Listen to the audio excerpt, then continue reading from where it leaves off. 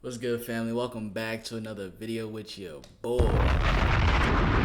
Now, yesterday was Tupac's birthday. Happy birthday to him. And this video right here recently just resurfaced. It's Tupac's last Diddy recording exposing Diddy's criminal enterprise. Now, I heard that there was like a interview that was resurfacing that wasn't supposed to like reach like the mainstream media, but there were a couple people that did see it, and it seems as if it's in this video right here. So let's give this video a look right here. Smash the like button, subscribe, turn on post notifications so you can catch when I drop another video for y'all. Let's get into this. I'm like a lightning rod because I'm attacking New York's finest. They're self-proclaimed king of New York. You know what I mean? Did you feel at any point that you was like betraying New York or Biggie by going to do that interview with Tupac at that time? His side of the story was like, how could I be mad at a whole coast? That don't even make sense. And I think Puff is probably one of the only persons that heard that interview. Angie can't say that nobody heard that interview, because it wasn't her ideal not to put it out. Tupac hit us with Hit 'Em Up, and that joint was cold. Plus, Puffy trying to see me weak, hearts I rip, Biggie Smalls and Junior Mafia, some more.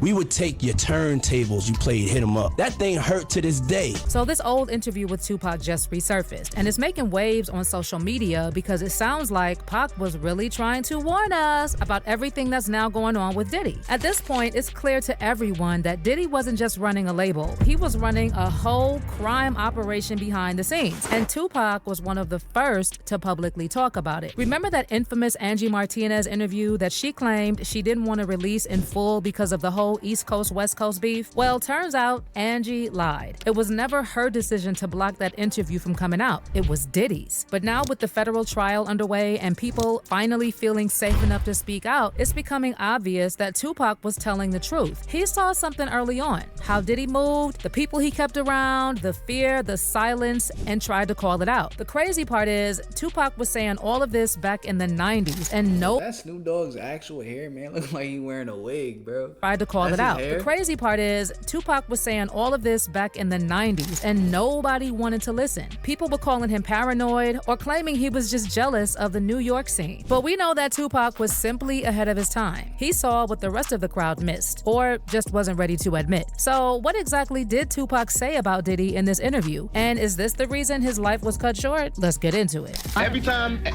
it benefits New York, he represents New York. When it don't benefit New York, now he's just another rapper. But y'all let him wear y'all. So, as you all know by now, there have been rumors for years that Diddy had something to do with Tupac's death. It's one of those things that's always been in the background. Rumors, stories from insiders, stuff that never quite disappeared. And a lot of people believe it all started with Diddy feeling threatened by Tupac, not just musically, but personally. See, Pac had that raw presence, charisma, the talent, real street credibility, and obviously Diddy couldn't compete with that. He had money and power, yeah, but Pac had the people. I'm trying to find my way in the world, you know, trying to be somebody instead of just make money off everybody. You know what I'm saying? And so I go down paths that haven't been traveled before, and I usually mess up. But I learn, you know what I'm saying? I come back stronger. You know, I'm not talking ignorant, you know what I'm saying? So I obviously put thought into what I do. See, Tupac was everything Diddy wished he could be. Smart, talented, good-looking, funny, stylish. Pac had that natural star power. He didn't have to force it. And most importantly, Tupac actually cared about his people and community. Unlike Diddy, he wasn't out here constantly plotting and scheming how to use or play everyone around him. I was like, yo, Pac, so like, how much would you charge me to do an ad? And he sits down, and he gets really quiet. It felt like he stayed quiet for an hour. And I'm thinking to myself, damn, I shouldn't have asked him. Then he looks at me and says, yo, I ain't gonna charge you for nothing. He says, you black, I don't charge my people for nothing. It was just the way he was. He just wanted to support the business. He knew what we're faced against. He knew how competitive the fashion industry was. That's different. He was very intentional to make sure that I was seen. And I think bigger than everything, it's the fact that I see you and I want the world to see you.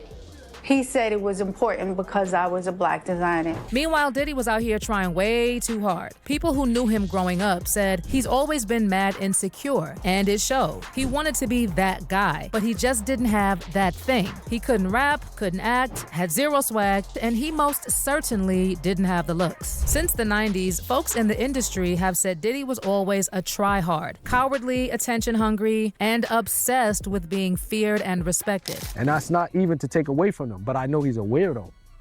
You know what I mean? Like, we've been hearing some stories about him that he been doing some weird things and moving weird, and he always been, you know what I mean, always been a snake type of dude. So it's not surprising that when you hear all types of crazy stuff coming out now, you know what I mean? We always heard that he was, you know, moving in a strange way. And it wasn't surprising when we did hear like he was part of this and he put the hit out on Pac or he paid for it. It wasn't surprising for us because you gotta understand, like, he always been a very fidgety person. Like, you know, like a scary, nervous individual. Scary people with money do some scary things. You understand? Because he never was a person that was built to confront stuff on his own. And honestly, with all this stuff coming out now, Diddy's looking more and more like a straight up psychopath. Someone who would do whatever it took to get to the top. Use people, betray them, ruin their lives, and never feel a thing about it. He forced his way into being that guy. But let's be real, he never had that natural vibe Tupac had. Pac didn't have to fake it. Diddy always looked like I'm the hardest hustler in the world. This is Savage Part 2. Don't tell me about it's 2022 and I'm still a savage. Whatever I want, I get. Whatever I want, I get. And according to Diddy's ex-bodyguard, Gene Deal, that's exactly why Diddy couldn't handle seeing Tupac blow up. People naturally gravitated to Pac, while Diddy had to pay people to be around him. So what did Diddy do? He straight up started copying Pac. The style, the clothes, even the kind of women he went after. It was giving obsessed. Everybody knew that Puff took Tupac blueprint and changed Biggs and Bad Boy in image. I Get Around, talked about how fly you was, how many girls you mess with, how many cars you drive, how much money you got, what you willing to do. He took his image. Pac was the first one on the scene wearing Versace shirts. I could see that though. He went and got the same Versace shirts Pac had. Which, all right, some dudes would do that. You would never catch me wearing something else, something that somebody else got. He was knocking down all the women that he thought Pac was knocking down. But Puff had an obsession with him for whatever reason it was, because he started wanting to act. He started wanting to rap. He had an obsession so bad that at his Grammy Award. It's crazy because I never got to experience Tupac when he was alive, but from this video right here, it sounded like, you know, he definitely had the swag. He was getting the girls. He knew how to rap. That's what it's looking like. When in speech, he used the same speech that Pac used. And there's even talk that Diddy got so jealous of Pac that he allegedly started getting aggressive with Kim Porter after finding out that she had a thing for Pac. And what Puff idolized some of the things that he was doing. So, whatever they may have done, and you gotta remember, they was all swingers. It came to the point where him and Pac wasn't cool no more at all. And maybe Kim liked him, Pac, more than he liked Puff. But she couldn't have Pac. But Tupac figured Diddy out early, like way before everyone else caught on. He was actually one of the first in the industry to start talking about how Diddy might have been on the DL. But it wasn't just that. According to Suge Knight, Tupac was also really concerned about Diddy's alleged creepy behavior around young artists. And now, with all these stories coming out about Diddy and people like Justin Bieber, it's looking like Pac was ahead of his time on this too. There's even this interview where Suge Knight said Tupac wanted to call out certain rappers and producers who had secret boyfriends. boyfriends, not out of hate, but because he thought some of them were using their power in shady ways and could end up hurting young people. If it was a rapper that mess with guys and go both ways, Pac didn't feel that was good. Because Pac felt he was real serious about the music. So if you're a producer or you rap, and regardless if you're married or not, and you got a boyfriend that works for you, a real boyfriend who used to be a dancer, Pac would study all the facts. Pac was real smart. So before he say something, he'd go and do his homework. He'd say, okay, this guy right here, they say he gay, he go both ways. I'm not gonna put it out there on him yet, but I'm gonna do my research, and if it's true, the world should know. Because this guy might be around one of those little kids one day and mess around with them, and so I'm gonna do it to actually save him from a little child. Right there. That's why Pac attacked certain rappers and said they gay. It's like you rarely ever get that in the industry. And now knowing like more information about how Tupac used to move, how authentic he seemed he was, like, because he knew a lot of these rappers were on the DL, but they were putting this facade on. It seemed as if Tupac was like actually creating from who he authentically was. And now it's seeming like it's no coincidence. Really, like it's even more confirmation that there's no coincidence that he ended up having some sort of hit on him, because he just was too real for the industry. Now, Suge didn't say names outright, but from what he said, it's pretty clear he was talking about Diddy. He mentioned a producer with a boyfriend who used to be a dancer, and that could mean he was talking about Andre Harrell, the late Uptown Records founder, who some say had a special relationship with Diddy. And speaking of dancing, Diddy actually started out as a dancer himself, and back in the day, Suge used to tease him for dancing in Bad Boy's music videos. First of all, I'd like to thank God. Second of all, I'd like to thank my whole entire Defo family on both sides, you know what I'm saying? I'd like to tell Tupac to keep his guards up. We ride with him.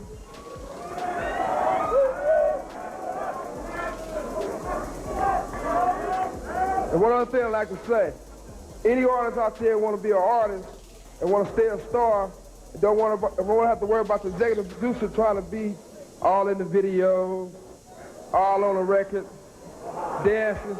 Come to Death Row. So with all this new buzz about Diddy's possible link to Tupac's death, fans are saying the coincidences are getting way too crazy to ignore. But we also have to bring up that infamous Angie Martinez interview, because Angie always claimed she didn't release the interview in full because she didn't want to make the East Coast-West Coast beef even worse back then. But Gene Deal recently confirmed that the real reason the full interview never dropped is because Diddy himself blocked it. When Angie Martinez, right, when she went to LA and did the interview with Tupac, did y'all know about that on Bad Boy side?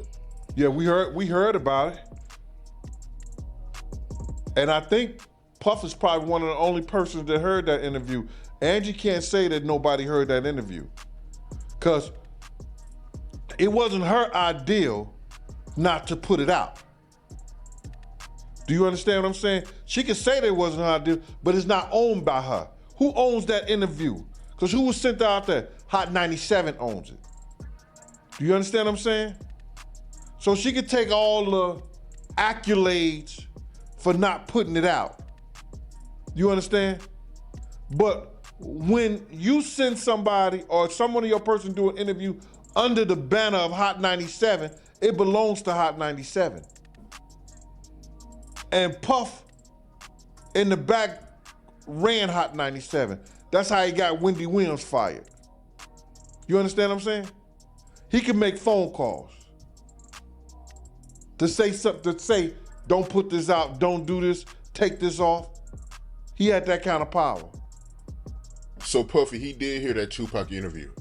Why would you try to stop something if you ain't heard it? So Angie only ended up putting out about 10 minutes of what was actually a 2-hour interview. And from what insiders say, Tupac had a lot to say about Diddy in that full version. And what's going down with that? So I wanted to get his view, and here goes a little something. The East Coast, West Coast thing is a musical thing. That's separate.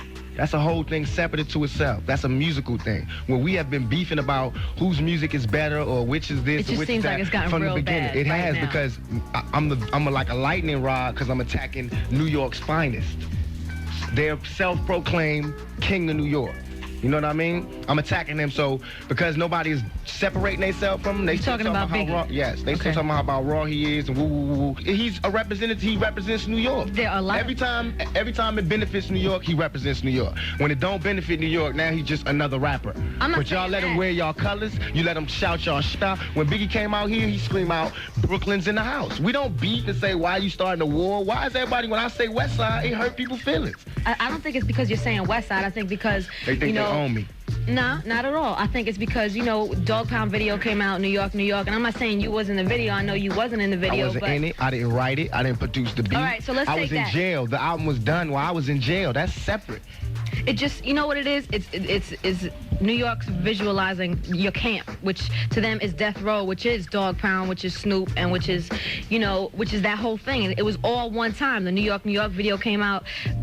Brothers was stepping on cars in New York, stepping on, on New York like they owned it. Boom, you come out next video, West Coast. What about the video? Yes, to me it is the best coast, and everybody in New York feel like that too. That's why they come out here and party, man. Why is everybody acting like? I'm not saying. I didn't say for me to say Cali is the West Coast. I never said New York ain't shit. I never said New York is the worst coast. I just said where I'm at, where I'm from, is the best coast. Why is that offending people? This all went down during the peak of the East Coast, West Coast beef. So people were hyped for what Tupac was gonna say. But Angie claimed that dropping the whole thing back then would have just made things way worse. And she didn't want to cause any more drama or violence. That's where I interviewed him. That's where where it you did happened. It was in the middle of like all it was smack in the middle of like what was going on, crazy. And I was 22 and maybe if that. It was like my first big interview, and I flew to the West Coast by myself. Wow. Didn't know him from nowhere. And I really just went there and interviewed him. And what I got was so crazy that at the time, I couldn't air it on the radio because I was literally afraid that somebody would die. I literally thought I would make a bad situation worse. When my intent was to try to smooth it out and make it better, but he was so angry and passionate at the time that I really felt like if I would have put it on the radio, it would have got worse. So what I did is I have this 2-hour interview, right? Yeah. What I did was I aired 5 or 10 minutes of it, the best pieces that I felt like wouldn't cause more problems. But And that's censorship at its extreme. 2-hour interview, only 5 to 10 minutes is crazy. That's But all this I is way ever back. aired. So technically, I have this 2-hour Tupac interview that's never been ever heard, and that's going to be in offered life. on your site, Throwback Thursdays. I'm You got to put the whole starting- interview. Yeah, no, I'm at the place. Everybody's like pressuring me to do it. You have to put the and entire interview. I feel like now, I do feel like now it might be a better time. Because I feel like if we could find that interview, definitely give it a look. And I feel like that'll give us like at least me like a good insight on like who Tupac really was during his time. everything's settled. It's part of history. I feel Yes. like almost selfish because it's so amazing. I feel selfish that I have kept it to myself. But now we know Angie basically had no choice but to keep that interview locked down. Going against Diddy's wishes back then could have gotten her fired, or maybe even worse. So that interview has been surrounded by rumors for years. But here's what people say Tupac allegedly said. Allegedly, Pac called out Diddy by name throughout the interview, saying he was behind a lot of the drama, the setups, and the threats since he got at Quad Studios in '94. Tupac also allegedly claimed that Diddy had ties to street and might have even helped set him up, or at least let it happen. And if that had aired back then, it would have been huge, especially with the East Coast West Coast beef already so tense. But here's where it gets really serious. Tupac also reportedly exposed how Diddy really ran things at Bad Boy, not like the regular record labels, but more like a mafia. And he allegedly said there were even bigger, more powerful people than Diddy pulling the strings, stirring up division in the black community, pushing gangster rap, and all that negativity to destroy the community from within and then profit from their trauma. Same people who own the labels own the prisons. Literally the same people? Literally the same people who own the labels own private prisons. The records that come out are really geared to push people towards that prison industry. But they didn't make you write those lyrics. It's not about making somebody write the lyrics. It's about being there as guardrails to make sure certain songs make it through and certain.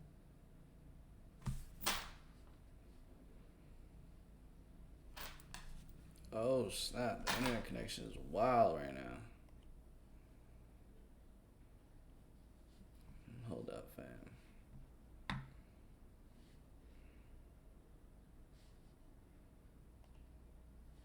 I'm like a lightning rod because I'm attacking New York's.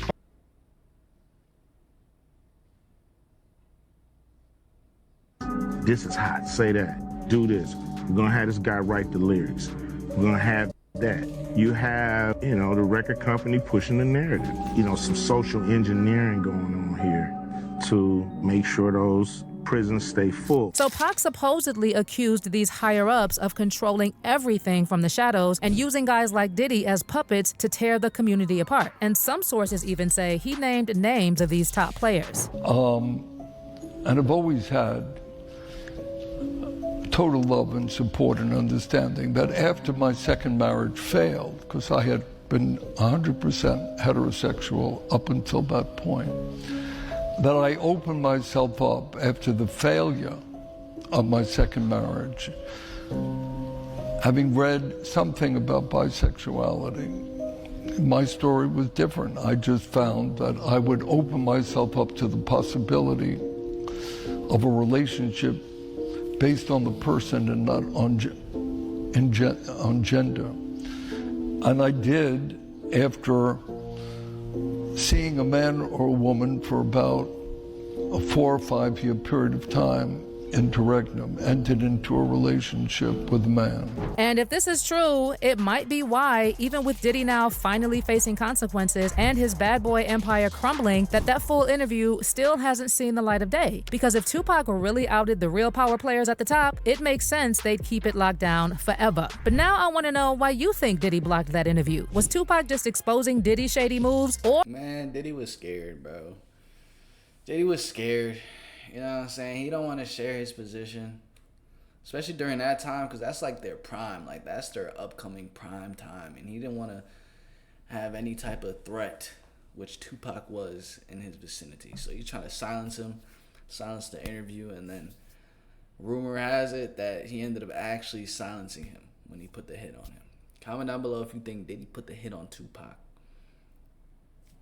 Comment down below, family. Or any other thoughts or opinions that you have on this video right here. Smash like button, subscribe, turn on post notifications. I'm going to catch you guys in the next video. Peace.